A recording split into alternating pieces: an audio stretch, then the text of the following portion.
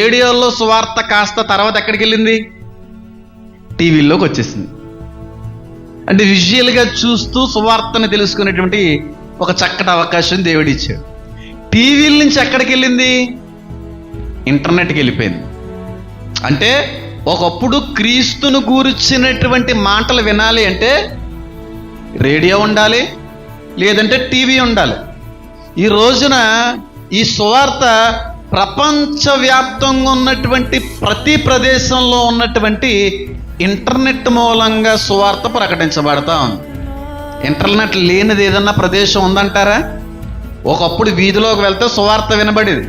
ఒకప్పుడు రేడియో ఎవరన్నా పెట్టుకుంటే ఎక్కడన్నా పక్కింట్లో ఆ సువార్త వినబడేది. ఎవరన్నా టీవీ పెట్టుకుంటే పెట్టుకున్నటువంటి టీవీ ఉన్న వాళ్ళని బట్టి ఇతరులు వచ్చి కూర్చొని సువార్త వినేవారు. ఈ రోజున సువార్త బెడ్రూమ్లోకి వచ్చేస్తుంది. ఈరోజు సువార్త